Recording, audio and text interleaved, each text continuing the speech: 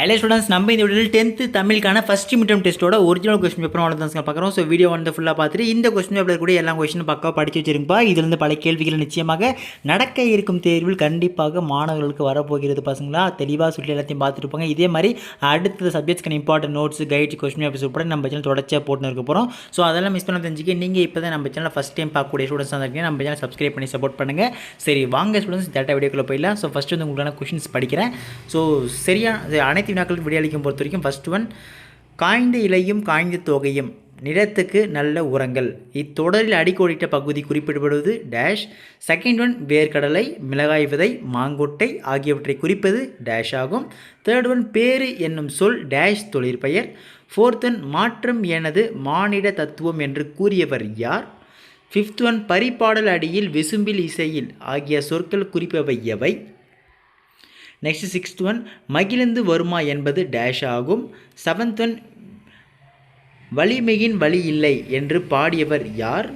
So next பகுதி 2 பார்க்க போகிறப்பா. So எவைனும் 5 வினாவிற்கு மட்டும் பார்த்திங்கன்னா விடையளித்தவன்னு போதும். கட்டாய வினாவாக 14வது இருக்குது. எய்த் ஒன், சொல் வளத்தை உணர்த்த உதவும் நெல் வகைகளின் பெயர்களை குறிப்பிடுக. Very very important. 9th one, விடைகளுக்கு ஏற்று வினா அமைக்க.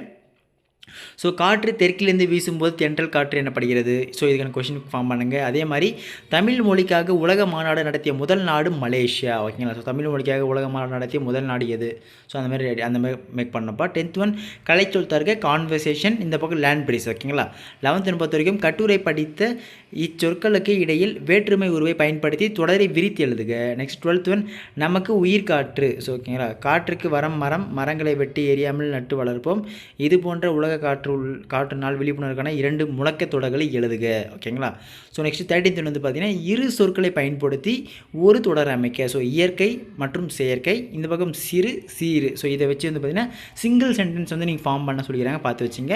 Next 14th very very important, அன்னமொழியை என தொடங்கும் பாடலில் முதல் 4 அடிகள் மட்டும் எழுதுக. ஓகேங்களா.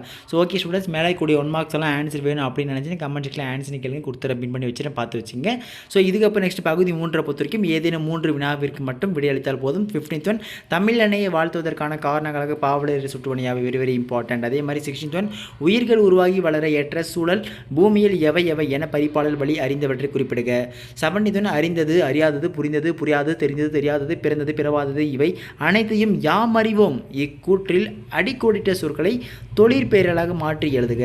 18th ஒன், சொற்களை இணைத்து புதிய சொற்களை உருவாக்குக. அதாவது தேன் விளக்கு, மலை, வீண், விண், மணி, விளக்கு, செய், மேகலை, வான், பொன், பூ. ஸோ இதெல்லாம் வந்து சேர்த்து ஒரு புதிய சொற்களை உருவாக்கணும், பார்த்து வச்சுங்க. ஸோ பகுதி 4 ஓகேங்களா. ஸோ இதை பார்க்குறதுக்கு முன்னாடி நம்ம மாணவர்கள் ஒரு முக்கியமான சிந்தனை வரும், அதை மட்டும் கிளியர் பண்ணிட்டு போயிடுறேன். என்னென்னா, அதாவது ப்ரோ எங்களுக்கு நடக்க போகிற எக்ஸாமுக்கு இந்த ஒரு கொஸ்டின் பேப்பர் மட்டும் படித்தா போதுமா, இது அப்படியே வருமா அப்படி கேட்டிங்கன்னா தெளிவாக சொல்கிறேன், கண்டிப்பாக வரும்.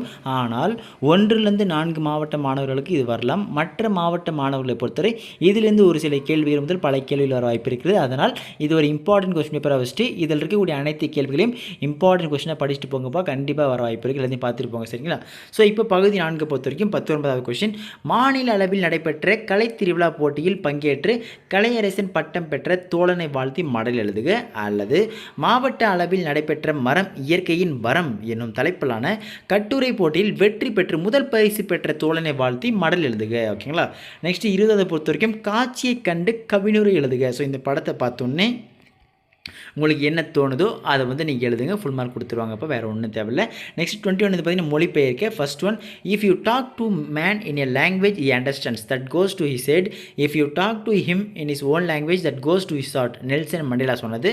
Next, language is the road map of a culture, if tells you where its people comes from and where they are going. Rita Mae Brown. ஓகேங்களா. ஸோ இதெல்லாம் டென்ஷன் பார்த்து வச்சுங்க. நெக்ஸ்ட் பகுதி 5 பொறுத்த வரைக்கும் அனைத்து வினாக்களுக்கும் விடையளிக்கும். ஸோ 22, நாட்டு வளமும் சொல் வளமும் தொடர்புடையது என்பதை பாவனர் வழி நின்று விளக்குக. அல்லது காற்று மாசுபாட்டை தடுக்கும் வழிமுறைகளை விவரித்து எழுதுக. 23, புயலிலே ஒரு தோணி கதையில் இடம்பெற்றுள்ள வர்ணைகளும் அடுக்கு தொடர்களும் ஒலிக்க குறிப்பு சொற்களும் புயலில் தோணி படும் பாட்டை எவ்வாறு விவரிக்கின்றனர். அல்லது பிரம்மம் கதை உணர்த்தும் பிற உயிர்களை தம் உயிர் போல நேசிக்கும் பண்பினை விவரிக்க. ஓகேங்களா?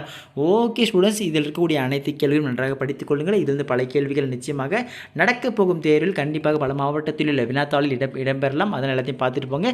இதே மாதிரி அடுத்தது சப்ஜெக்ட்ஸ்க்கான important notes, guides, question papers உட்பட நம்ம சேனலில் தொடர்ச்சியாக நம்ம மாணவர்களுக்கு பதிவேற்றம் செய்து கொண்டு வருகிறோம். அதை அனைத்தும் தவறாமல் தெரிந்து கொள்ள நீங்கள் இப்போ தான் நம்ம சேனல் ஃபஸ்ட் டைம் பார்க்குறீங்கன்னா சப்ஸ்கிரைப் பண்ணி சப்போர்ட் பண்ணுங்கள். அடுத்தது பார்க்கலாம். மறக்காமல் இந்த வீடியோக்கு ஒரு லைக் பண்ணுறேங்க. டிஸ்கிரிப்ஷனில் வாட்ஸ்அப் குரூப் லிங்க் இருக்குது.